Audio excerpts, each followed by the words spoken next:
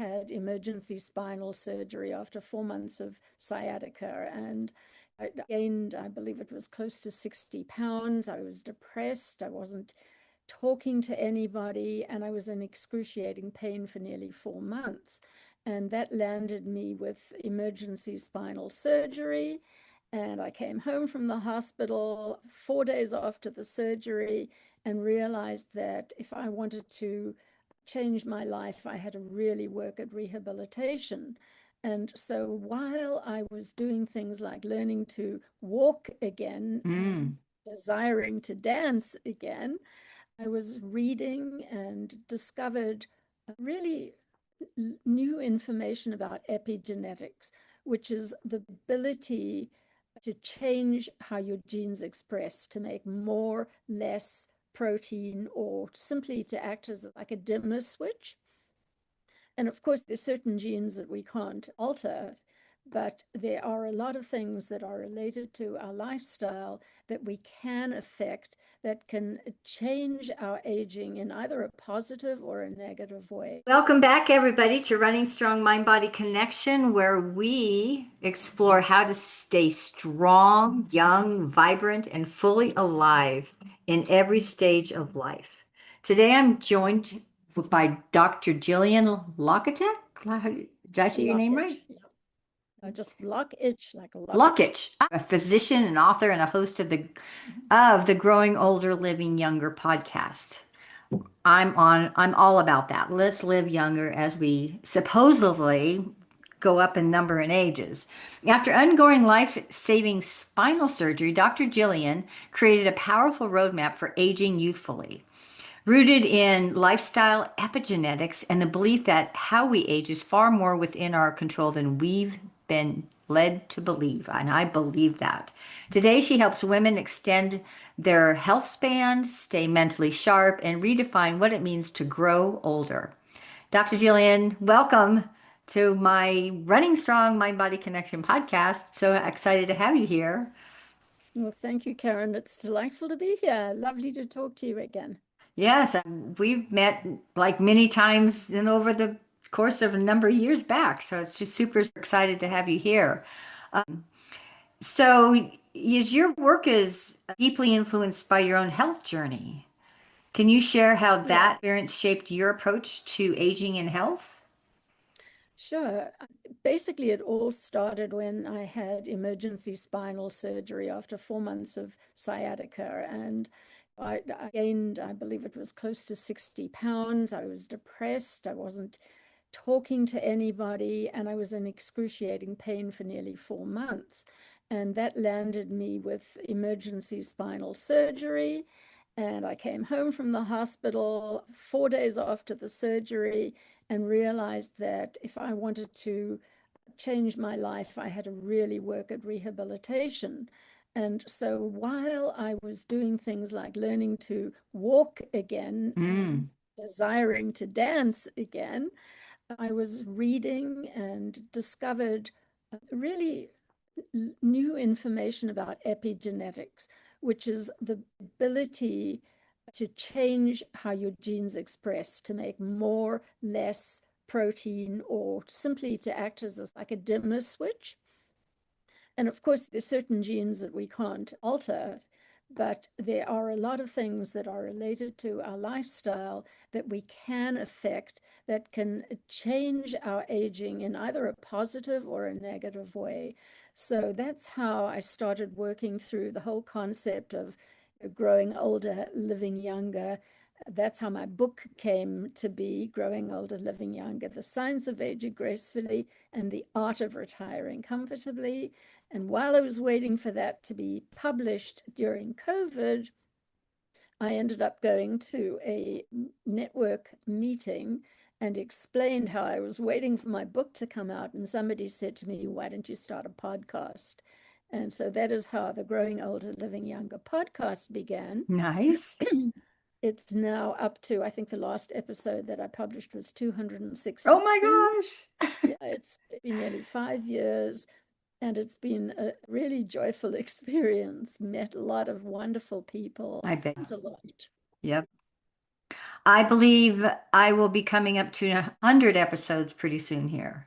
Wow. I don't know You have to how. make a big celebration. I celebrated my 100th, I celebrated my 200th. I will. I try to do quarterly. I try to do just one of just me, Mhm. and I believe that might have been episode 90. So I plan on 100 to be just me and celebrating this, and it's just super exciting. The whole journey of my podcast and where it started from and where it's coming, and people I've met like you. So that's pretty exciting. I'm curious That's about the wonderful. epigenetics and the roadmap for aging. Can you explain that to me? Can you What explain that? So epigenetics is? how Yeah. does it, how do we change our epigenetics?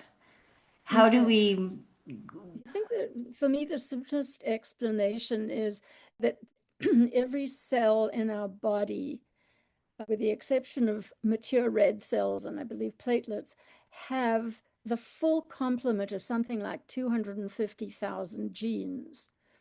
And so epigenetics is the process whereby only the genes that are important to creating a particular type of cell or protein are basically activated, and the others are all suppressed or not activated. And probably the best example I can tell you is there was a big twin study of a whole lot of identical twins that came to a particular event, and there were histories taken and photographs. And it was really interesting to see how some of these identical twins who have the exact same genes looked similar in their 30s and 40s, and how others looked very different. And the difference was really attributable to lifestyle. So, somebody who had been a heavy smoker, drinker, didn't exercise, ate poorly, would look a lot older than the identical twin who'd been little Miss Prim and Proper, kept out of the sun, didn't drink, didn't smoke.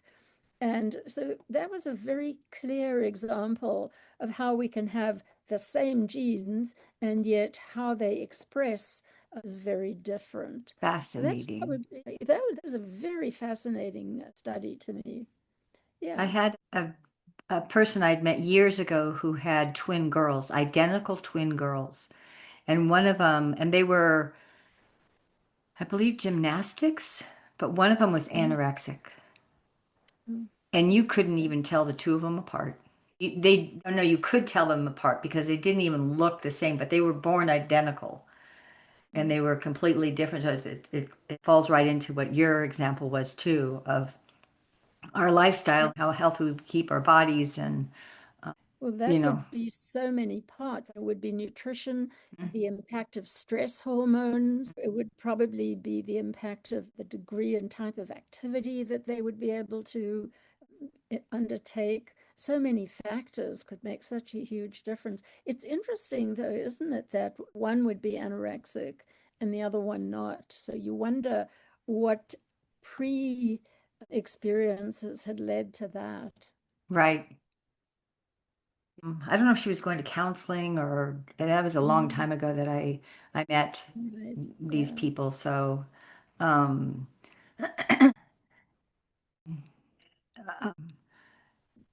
how does this work with the mindset when we have a lot of women who are high performing and they sometimes start to question themselves as they age? And Mm. so how important is that mindset on how we age? Yeah, And well, and it's physically, mentally, emotionally, what how does that? I think it's probably that is the primary important epigenetic factor. Mm, My mantra for the year has been, if you believe you can, you will. So somebody who believes that what they do can affect their aging positively or negatively will take the actions that will hopefully improve things. Whereas if somebody really doesn't believe that anything is going to change, it's a heck of a lot easier to just sit on the couch and watch television or whatever it is. So I think mindset is one of the primary factors. And in fact, one of the chapters in my book is called Mindset, Mindfulness, and Mind Keep. And the mindfulness is all about understanding, being present, and really feeling, doing things like meditation, like understanding where you are in the world and in your body. Mindkeep refers to my fascination with keeping your mind sharp during doing things like Hmm. digital brain training. And then mindset, of course, it's all about what you truly believe you can accomplish. Right. So I agree with you. Mindset is number one. Yeah. And you're bringing in their awareness as well. And mindset is so so what I teach in the mental fitness stuff is just that right down that line is what we think is what we our thoughts create the emotions in our body Correct. and shows Yeah. up in how we act or be. So our beliefs, if I believe I can't do something, my body's going to hold back and not do it, and then that's going to be my action. And I teach on being curious in life. If there's something that's resonating in your energetic being, in your gut, in your intuition that's resonating there, you just bringing that curiosity to the table, especially as we as women get older, because Mhm. that will bring the youthfulness back into our life. One of the chapters and one of the things in my seven pillars is choose a challenge. Mm. And it doesn't have to be a big it doesn't have to be go and climb Mount Everest or learn a new language tomorrow thing, but Or just run 100 challenge yourself. miles. Exactly. Just do something that is a little outside your normal frame of operation. If you walk once or twice a week, try and increase it to 4 or 5 times. If you go a few yards, try and do whatever it is, the magic 10,000 steps, which really has no validity in anything except that it's a nice goal to aim for.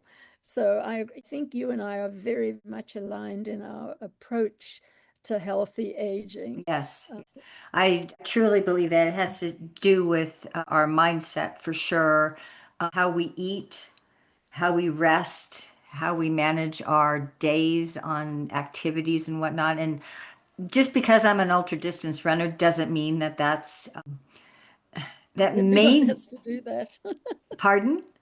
I say it doesn't mean that everyone has to do that, Well, right? that's where I was going. It doesn't mean that we have to do that. There's a book called Ikigai.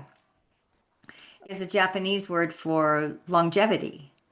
And it talks about that, a healthy lifestyle, but it talks about eating a lot of vegetables and fruit, and actually, it's green tea and white tea, and getting good rest, good sleep, as well as exercising. But I don't believe that exercising means running 100 miles. I believe Mhm. it's I going want out to there. Mhm. Go ahead. Sorry. No, I want to show you this amazing new device that I think you will love and Oh, you really appreciate using it with your. Can you see this? I see that. Yeah. Just stopped. So this I think when we were we down in San Diego at the meeting together, I think Yes. so. And I had that big scanner and we did a scan Yeah. and you got a scan score.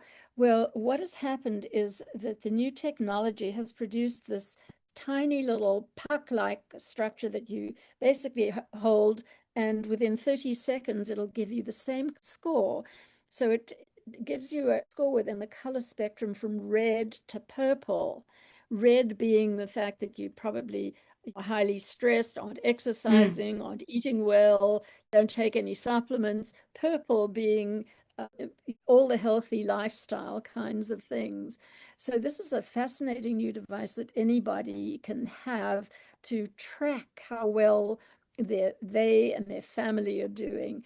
And so a large part of my current work, rather than doing the online coaching programs, which I really didn't find gave me enough sense of satisfaction, I'm talking one on one to people to explain to them how they can incorporate something like this into keeping a healthy lifestyle. So, and actually, the gift that I give is called a guide to the colorful antioxidants in your diet, Oh, something cool. to that effect.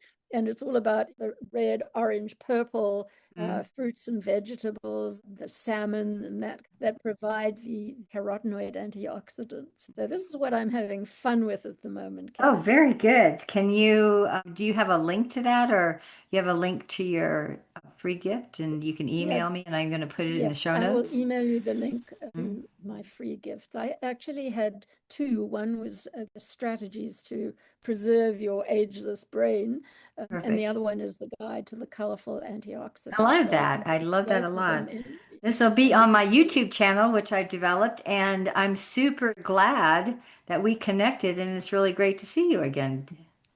Well, thank you so much for having me on for this conversation. It has been lovely to talk to you again, and we just need to keep contact. I know we do. Thank you.